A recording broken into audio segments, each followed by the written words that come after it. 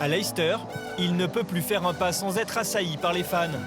Il faut dire que la ville est en ébullition, en attendant de fêter le premier titre de champion de l'histoire de son club de football. Et célébrer son nouveau super-héros, Riyad Mahrez.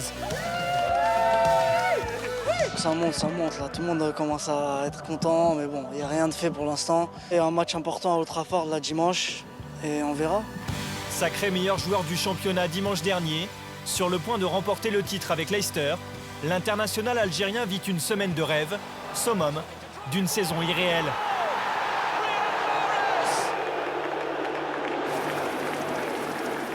Après le match, on s'est retrouvés au centre d'entraînement. Il y avait 4 hélicoptères qui nous attendaient et on s'est dispatchés dans les hélicos. Quelques heures plus tôt, Leicester s'imposait 4-0 contre Swansea. Mahrez ouvrait le score, juste avant de s'envoler en équipe pour la cérémonie du joueur de l'année à Londres. Nommé avec ses coéquipiers Jamie Vardy et N'Golo Kanté, il est finalement choisi par ses pairs comme le meilleur joueur de la saison. Riyad Mahrez.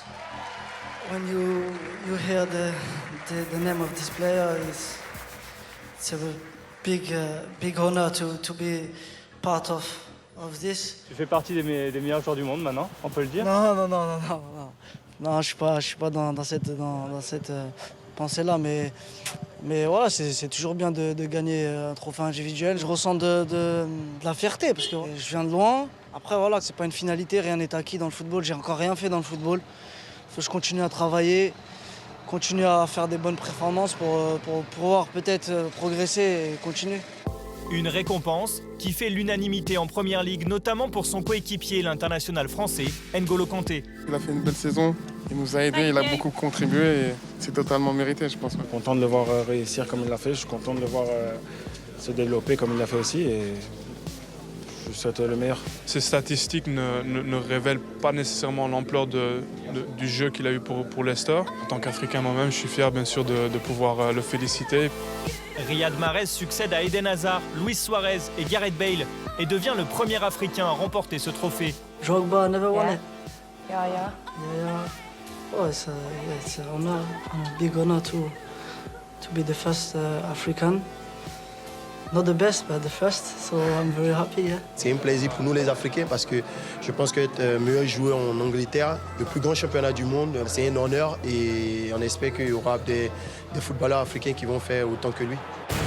Avec 17 buts et 11 passes, le dribbleur longiligne est décisif toutes les 100 minutes cette saison, à l'image de son but il y a un mois face au Crystal Palace de Yohan Cabaye.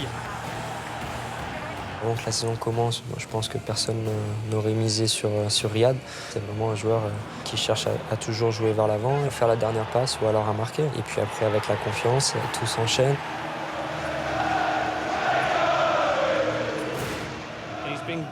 Il est à l'image de la ville, il est à l'image de Leicester.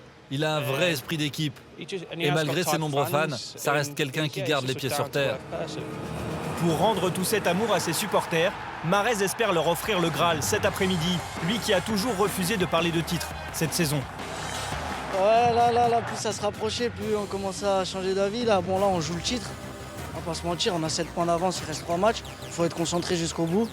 On va essayer de ramener quelque chose de très fort et voilà, on va essayer de le faire. De quoi conclure en beauté, une semaine de rêve.